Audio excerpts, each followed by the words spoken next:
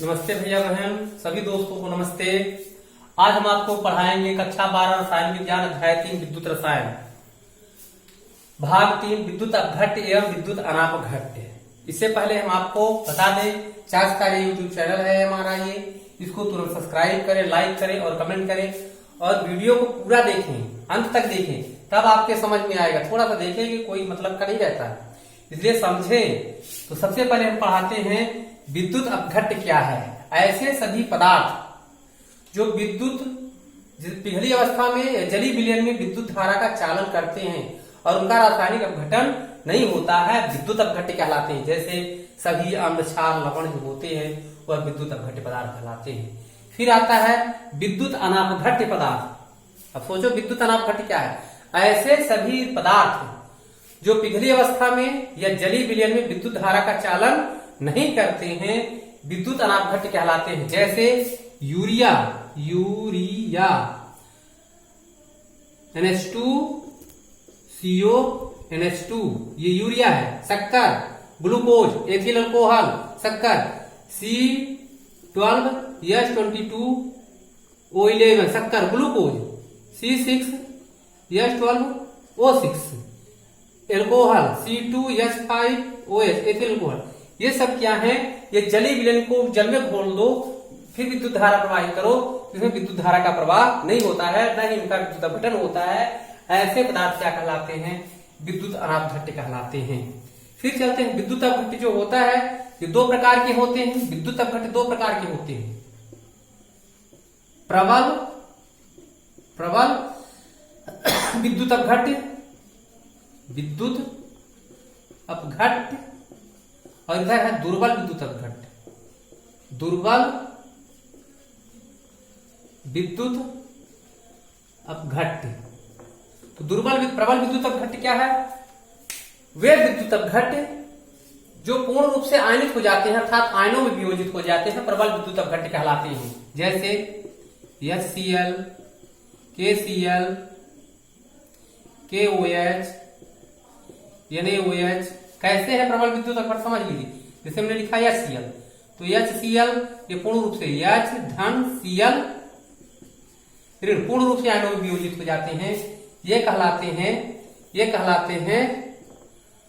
प्रबल विद्युत अपघट्य।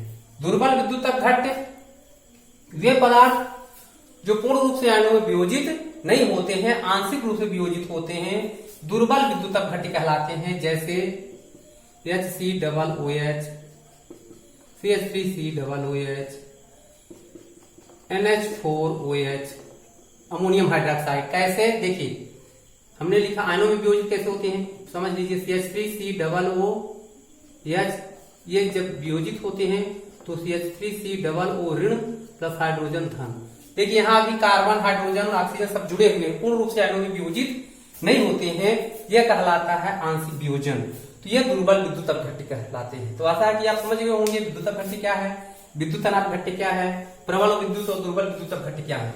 अब हम आपको पढ़ाते हैं विद्युत चालकता को प्रभावित करने वाले कारक, यानी इसी चालकता को जो विद्युत धारा प्रवाहित होती है, उस विद्युत धारा को प्रभावित करने वाले कारक कौन कौन से समझ लीजिए। विद्युत चालकता को प्रभावित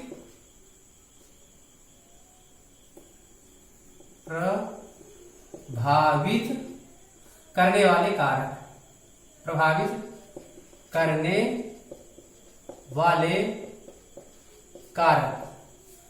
तो सबसे पहले चलते हैं आयनन की मात्रा। आयनन की मात्रा जैसे कि बताए, आयनन क्या है, तो जो पदार्थ जितना शीघ्रता से आयनित होता है, जितनी सरलता से आयन में परिवर्तित होता है, उस पदार्थ की चालकता उतनी ही तीव्र होती है। यानी आयनन की मात्रा बढ़ने पर विद्युत चालकता बढ़ती है। दूसरा, आयनों की गतिशीलता। जो जलीय विलयन होते हैं, आयन जलीय विलयन में जितने ही गतिशील रहेंगे, उसके अभिविकर्ण जितने ही तीव्र सक्रिय रहेंगे, उसकी गतिशीलता जितनी ही अधिक रहेगी, विद्युत चालकता उतनी ही तीव्र होगी।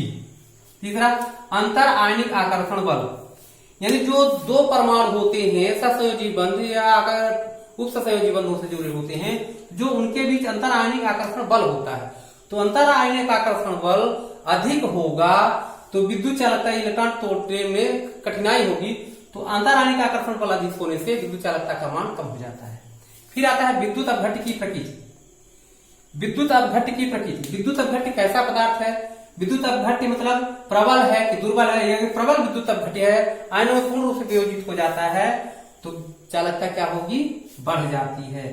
फिर विलयन की तनुता। विलयन की तनुता का मतलब है विलेय पदार्थ की मात्रा कम, जैसे हमने पानी में H2SO4 कम मात्रा में घोला है तो विलयन तनु है। अगर H2SO4 की मात्रा अधिक, वह सांद्र विलयन हो जाता है। तो विलयन की तनुता, विलयन अगर तनु है तो तनुता बढ़ने पर विद्युत चालकता का मान बढ़ जाता है। विलयन जितना ही तनु होगा वह उसकी चालकता उतनी ही बढ़ेगी। तापमान, विलेय पदार्थों का यह ताप बढ़ाने पर आयन गतिशील हो जाते हैं, आकर्षण बल टूट जाता है तो चालकता क्या होती है? बढ़ जाती है। अर्थात तापमान बढ़ाने पर चालकता बढ़ जाती है। तो वस्तुनिष्ठ प्रश्न के साथ साथ मोस्ट प्रश्न ये है इस अध्याय में कि सबसे पहले पूछा जाता है चालकता किसे कहते हैं? विद्युत चालकता से आप क्या समझते हैं?